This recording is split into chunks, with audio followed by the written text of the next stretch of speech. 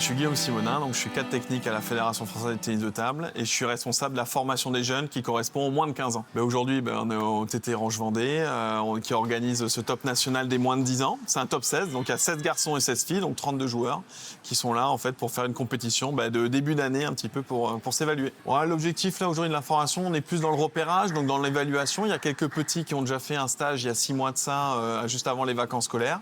Donc quand ils avaient 9 ans, et là maintenant quand ils ont 10 ans, c'est un petit peu voir comment ils ont progressé depuis là, c'est un petit point d'étape. C'est un petit point d'étape, là ça se passe sur 2 jours, c'est aussi commencer à mettre un petit esprit compétitif. C'est ça, parce qu'on les a vus sur une période de stage, donc là on les voit sur une compétition, donc c'est en fait sur toute la période où on va un petit peu les évaluer, les repérer, on essaie de les mettre dans différentes situations. À ce stage-là, c'est souvent leur première grosse compétition nationale, donc du coup, il y a souvent les accompagnants qui viennent. Donc là, pour 32 joueurs, ça fait vite une petite centaine de personnes, parce qu'il y a 1 ou 2 par an. L'entraîneur qui accompagne, donc en fait pour un joueur on fait x3. Là les plus lointains, il y a des nordistes, il y a des gens qui viennent de la région PACA, il y a des gens qui viennent du Grand Est, il y a des Bretons, je réfléchis à Cesson, Rennes, voilà. Donc il y a un peu de partout, y compris le sud, faut pas oublier, il y a des gens qui sont un peu plus vers Perpignan, ainsi de suite. Donc ça vient vraiment de partout. Et pourquoi avoir choisi le club de La Roche? Est-ce qu'il y a un cahier des charges? 2 raisons très simples, c'est que la première surtout ils ont candidaté, et vu que la deuxième raison ils l'avaient très bien fait la première fois, il n'y avait pas de raison qu'on leur redonne pas. Et donc en tout sur la sélection, là on a 16 garçons, 16 filles, c'est ça? Ouais. Pourquoi 16 et pourquoi ce choix de format? Alors le choix de format, c'est qu'il y a 2 poules de 8 au début et donc du coup ça permet de jouer 7 matchs. Et donc demain matin, on va avoir les quarts, les demi et les finales, donc les matchs de classement, ce qui leur fait 10 matchs. Donc pourquoi 16? Ça nous permet vraiment de rentrer dans ce format. On commence samedi matin, on finit dimanche midi, ce qui fait qu'après chacun a le temps de rentrer chez soi pour être à l'école lundi matin. Si on était un peu plus nombreux, on ne peut pas faire obligatoirement plus de matchs, mais là, c'est là où ça permet le plus de brassage. Et donc vous, la Fédé, l'objectif pour vous, c'est de commencer à repérer, à regarder dès les U10? Exactement, c'est dès les U10. Là, on est dans une période, toutes les années, entre U9 jusqu'à début de U11. On est sur un repérage. Après, on fera une petite sélection un petit peu nationale avec des jeunes à qui on va commencer à proposer un peu plus d'action. Sur cette compétition, en fait, ils sont pris par rapport à leur point de classement. Et donc, sur les 16 qui sont sélectionnés, vous en avez 10 qui sont pris parce que c'est les 10 meilleurs moins de 10 ans. Il y en a 3 qui sont pris parce que c'est les 3 meilleurs moins de 9 ans. On intègre déjà ceux qui ont un petit peu moins non. Donc ça fait 13 personnes là. Et les 3 autres personnes, c'est des invitations que j'ai données après avoir consulté tous mes collègues en France en fait. Quel bilan on fait après 5 ans de ce top 16? J'en discutais avec les juges arbitres, on a fait un peu évoluer. On est toujours resté sur le nombre de 16, on a un peu changé les formules de compétition. Là aujourd'hui on est sur une compétition où les gens demandent comment elle va se passer, quand elle va se passer. Voilà, les rentrées introduites dans le paysage, toujours pareil. La première fois que ça vient, on se demande si la mayonnaise va prendre. Là aujourd'hui, je pense qu'on a une compétition qui est bien installée, qui a du sens. Et des retours que j'ai des éducateurs, c'est ça qui m'intéresse. Et des retours des jeunes qui sont passés par là il y a 4-5 ans. On voit que c'est une compétition qui a été marquante dans le sens où ça a été vraiment un premier pas pour eux dans l'aventure. Le gagnant du premier top 16 U10 en garçon et la gagnante, je m'en rappelle, c'est des gens qui sont en équipe de France, qui ont été en équipe de France U13, qui sont allés faire des championnats d'Europe U13 et qui maintenant rentrent dans les catégories U14, U15 et donc ils sont encore dans les meilleurs Français pour les meilleurs. Certains ont disparu. Certains qui n'ont pas été tout de suite là, mais un peu plus loin, Dupion a rattrapé. Donc c'est bien, c'était vraiment un point d'étape. Et puis à cet âge-là, justement, c'est différent à appréhender la compétition quand on est U10, U9. Comment on leur parle à ces enfants? Qu'est-ce qu'on leur dit?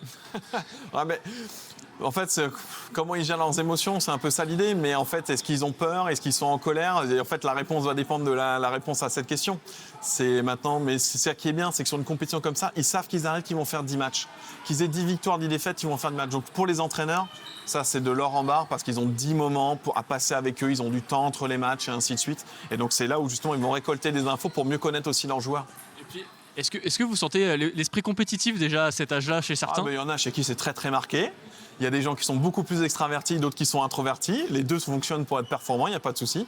Mais comme dit, on apprend à les connaître. Alors, la formule, en fait, les 16 sont séparés en 2 groupes de 8, sous forme de tirage au sort, en fait, à chaque fois. Donc là, dans les 8, tout le monde s'affronte. Donc ça fait 7 matchs de poule.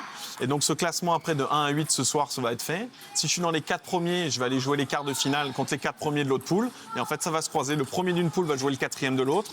Vous croisez comme ça. Quart, demi-finale, 3 matchs. Donc 8e, 9e, 10e match. Donc avec quart, demi-finale demain. Et donc par rapport à l'arbitrage, aujourd'hui, on a voulu que les enfants s'arbitrent, dans leur éducation, dans le côté pédagogique. Donc aujourd'hui, les enfants s'arbitrent entre eux. Donc en gros, je joue mon match, j'arbitre, je joue mon match, je me repose. Le rythme est à peu près comme ça, j'arbitre une fois sur 2. Les filles arbitrent les garçons arbitrent les filles, ça c'est aussi très intéressant. Et à partir de demain, pour tous les matchs de classement, il y aura des arbitres en formation, des arbitres du club, de la région, qui vont venir pour arbitrer les jeunes pour les matchs de classement. Oui, et c'est important justement de les faire s'arbitrer entre eux. Ben oui, parce que mine de rien, ils se mettent un peu dans la peau de l'arbitre. Et dès petit, il faut quand même se rendre compte que ce que c'est dans la peau de l'arbitre et pas toujours voir que son côté de joueur. Donc voilà, et ça les oblige à bien remplir une feuille de match, parce qu'à un moment, une feuille de match mal remplie aussi, il faut qu'ils savent le faire, qu'ils sachent que c'est. Ils doivent être attentifs à qui de servir. Est-ce que j'ai le droit d'aller prendre un peu plus de temps parce que tous les 6 points, j'ai le droit d'aller à la serviette. Le changement de règle au service à 10-10, c'est un service chacun.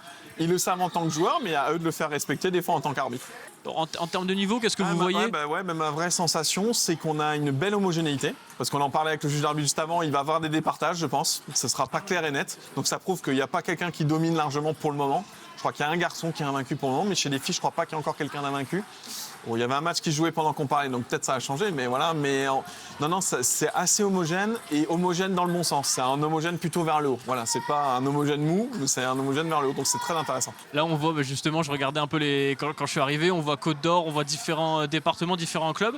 Est-ce que le club de La Roche, c'est un club qui est important aujourd'hui, peut-être au niveau régional, en termes de tennis de table? Bon, en termes de niveau régional, le secteur de La Roche aujourd'hui, avec le club aussi de la Ferrière et tout ça, la Vendée historiquement, Beaufour en Vendée aussi, si je ne me trompe pas.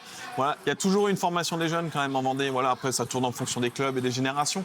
Donc le fait qu'on se retrouve là, c'est pas un hasard non plus. J'ai cru comprendre aussi que là, il y avait un stage qui est national. Après, comment va s'organiser l'année pour ces U10? Il y a des stages nationaux, non? Ouais, pour les U10 qui sont là, en fait, là, il va y avoir une sélection qui va être faite là d'ici la fin du mois, la fin de la compétition, parce que la nuit porte conseil, donc on se donne quelques jours toujours. Au-delà des résultats, on ne prend pas en compte que ça. Et donc on va organiser un stage du 4 au 7 mars au Crêpes de Châtenay-Malabry, donc en Île-de-France. Pour des raisons pratiques, voilà, un petit stage de 4 jours, justement, ces jeunes, voilà, ce que je vous ai, certains on les a vus en stage, on les voit en compète, on les revoit en stage. Et vous parlez justement de critères, pas forcément de classement, et quels autres critères vous prenez en compte à ce stage-là? Les principaux critères, il y a l'état d'esprit, voilà, le côté combatif, on en parlait, le fait d'un moment, quel que soit le scénario, je me bagarre toujours. Il y a le côté un petit peu, on essaie de voir leur niveau d'habileté. Donc, qui peut être autant technique que physique, des habiletés un peu techniques, où on sent qu'il y a un potentiel de développement. Et après, moi je garde ça, l'état d'esprit. Il y a le dernier chose quand même, un peu leur créativité. Ça, j'y tiens beaucoup. Qui est lié un peu à leur personnalité. Voilà, voir s'ils aiment les moments chauds, voir s'ils osent prendre des risques. Voilà, comment ils sont rester cool dans les moments chauds, froid dans les moments chauds. Là, durant les stages, c'est un peu la même idée, c'est les mettre dans des situations pour voir, un peu aussi pour découvrir leur talent. Est-ce que c'est des joueurs qui vont jouer vite? Est-ce que c'est des joueurs qui vont jouer avec beaucoup de balles sur la table? Est-ce que c'est des joueurs qui vont vouloir prendre l'initiative ou donner l'initiative pour contrer l'autre? Et en fait, c'est les mettre dans plein de situations différentes. Est-ce qu'ils aiment être prêts, loin de la table? Voilà. En fait, l'idée, c'est d'avoir le panel. On va les former de manière le plus large possible, avec un socle large et profond. Donc ça sent, d'où la répétition et ainsi de suite. Et après, là-dedans, trouver qu'est-ce qui va faire un peu leur spécialité. Donc c'est pour ça, découvrir tout pour la trouver. Et ça se trouve, vous arrivez à le trouver, enfin en tout cas à le détecter assez jeune? Ouais, on arrive à le voir assez vite. Alors, entre guillemets, on fait des paris. C'est là où on estime les potentiels. Et on continue à parier un petit peu de manière large jusqu'à l'adolescence, parce qu'on sait que l'adolescence, il y a le changement du corps. Et parce que si on se dit, ce joueur, je le voyais comme ça, mais en fait, c'est une poussée de croissance incroyable. Et donc, le jeu en puissance va être important. Ou à l'inverse, quelqu'un qui va rester assez petit, plutôt menu, mais très, très vif. Et voilà, on va s'orienter aussi par rapport à sa morphologie. Et on ne lit pas dans le mar de café. Donc voilà. Donc c'est pour ça qu'on fait très large pour être capable de tout faire, parce qu'aujourd'hui au niveau, il faut être capable de tout faire. Et après l'adolescence, ce sera plus mon collègue de l'étape d'après, à partir des 16 ans, les années lycée. Quand on commence à avoir une puberté installée, là, on va un petit peu plus spécialiser. Est-ce que vous vous occupez de quel âge à quel âge? C'est quelle catégorie? Aujourd'hui, moi, je gère à peu près les 4-7 ans. C'est vraiment les territoires qui gèrent. C'est-à-dire que la fédération voit ça de loin. Donc, quand ils commencent dans les clubs, c'est les comités départementaux, les ligues un petit peu.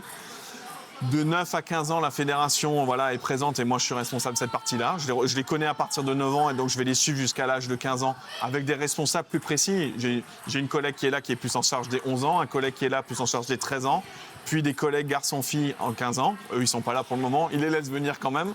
Donc voilà, ils étaient en stage un peu plus tôt avec eux. Et donc voilà, moi je les suis jusqu'à ce moment-là et après c'est un autre collègue qui prend un peu plus la suite. Est-ce que, on va parler peut-être de la formation française du tennis de table de manière générale, est-ce qu'elle se porte bien la formation française du tennis de table? Bien, je pense que le terme est faible. Elle se porte très bien, excellemment bien. parce qu'aujourd'hui, on a une équipe de France qui est brillante en haut et qui est le fruit de cette formation, parce que notre équipe de France, elle est terriblement jeune.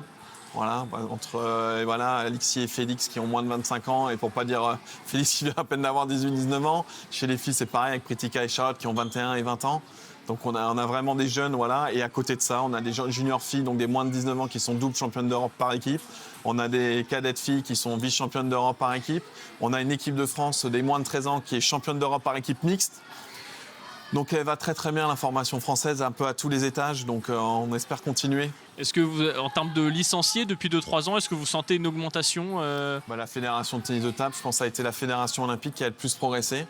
Et ce qui a été bien, c'est que bien sûr, il y a eu l'année 24-25 qui a été, si je caricature, on était 200 000, on est passé de 200 000 à 230 000 après les Jeux en 24-25. Et là, sur la 24-26, ce qui est bien, c'est qu'on a consolidé ça, on est aujourd'hui à 250 000. C'est-à-dire qu'il y a eu le pic des Jeux, mais au-delà des pics, la progression a continué. Donc la dynamique pour nous actuellement est superbe. Ouais, ce qui est très intéressant sur les licenciés, c'est qu'on a pris en jeunes, en ancien. Beaucoup de gens se sont remis au tennis de table. Donc on a augmenté en compétition, adultes et jeunes. On a augmenté en loisirs, adultes et jeunes.